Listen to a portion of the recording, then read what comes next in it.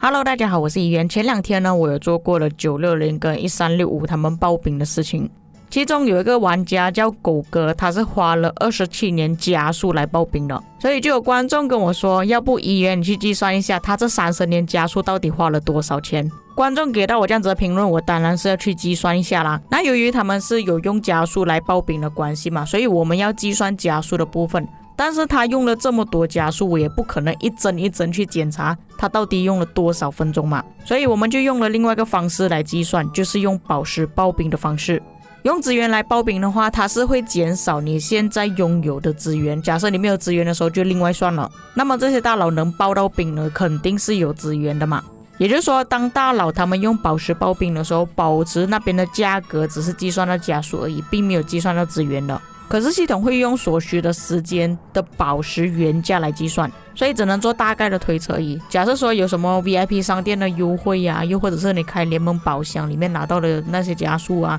那个就很难算了，我只能算个大概而已。那我们当然是能省就省的概念嘛。那我去看过了，如果你是有拿到头衔，有拿符文15% 加成的，加上你拿德意志文明，并且你不是像我现在画面这样子是以2000的数目来训练的，那尤达以前的账号呢就是这样子训练的。不过它比较特别的地方就是它训练的时候是卡着数目，确保训练的时间只需要1天而已。它这个方法可以节省 7%， 但是我们等一下计算呢，先算那个没有这样子的做法跟有一个这样子的做法。那我们直接看列表啦，只能说穆加哥也就是现在的尤达808，他的记录算是最完整的，因为他有把整个过程拍下来，用了多少的宝石，爆了多少的兵，怎样的训练兵量。至于下面的列表全部都是我推测的而已。那我们就先从爆兵量最多的 Nihipster 来看吧。他的分数是我看他之前第2阶段爆出来最后的分数来换算的，他总共爆了2161万的兵，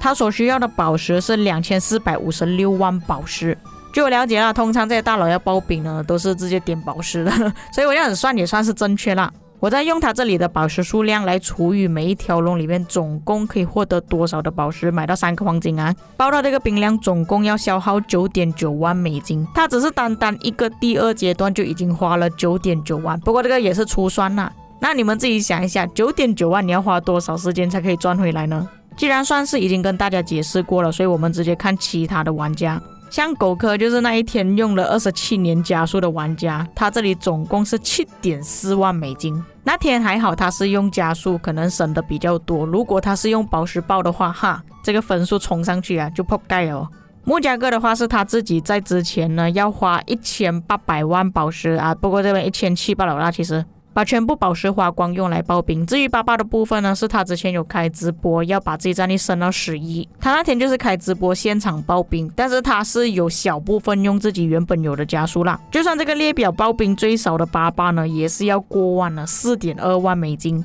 假设他们用穆加哥的方法固定在1天来爆兵的话，又会节省多少呢？这样子做比较的话，确实是有比较省的，所以我们之后的算法都会跟着穆加哥的爆兵方法。那么我们去看看那天我给你们看的前至第2名的排行榜，这些玩家总共花了多少钱。第1名最高分数 6.9 万美金，就算你是最后拿到1亿积分的玩家，都要花 2.1 万美金。我们只是算这里13个玩家而已，莉莉丝那边总共可以赚 48.2 万美金，平均下来每个玩家至少都要给 3.7 万美金。那我们看咪咪的部分啊，假设咪咪他是真的全部用宝石来爆的话，他一个人就已经贡献了10万美金给莉莉丝了。莉莉丝今年的红包真的是特别大丰啊，所以你们就自己看为什么万国觉醒到现在还没有倒。我这里只是计算第2阶段而已，你们自己想一下，假设有登峰造极的话，莉莉丝又另外赚了一笔。既然我们都已经算到这里了，何不我们去算一下战力最高的玩家呢？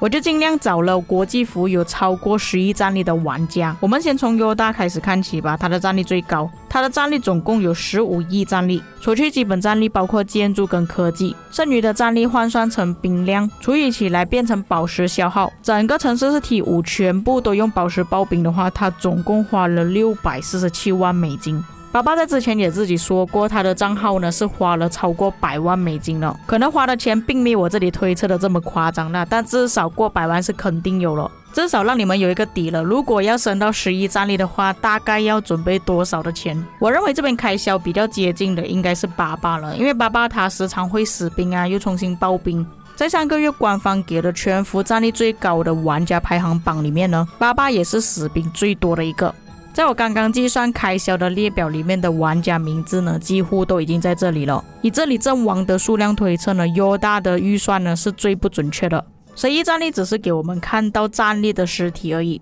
事实上他战力越高不代表他氪金就是越多的。有些玩家的战力并没有像他们这样已经达到11了，但是他阵亡的兵量是比他们多出很多。那些玩家计算下来的开销呢，可能比他们更多也说不定。虽然我们平时一直讲氪金怎样怎样啊，花了很多钱之类的，但是在这个游戏呢，确实你氪越多金不代表你是最强了。爸爸也移民过很多次了，但是他 KVK 胜利的次数呢，可能一只手都可以算得完。但他氪金多肯定会有差别对待啦，像之前我们不是抗议什么水晶科技的问题吗？他去抗议就成功了，我们抗议完全没有反应。像咪咪也是给人家举报他使用外挂，最多也是封1天而已。同样的案例，我看到其他的平民乌克玩家封锁呢，都是1年左右，这样差别就很大了。不过也当然的有其他的案例啦，像之前的猫宝事件不是被官方忽悠走吗？它的城市有8.5亿啦，至少推测下来应该也是超过100万美金了。就连氪金100万美金的玩家，官方都敢忽悠走。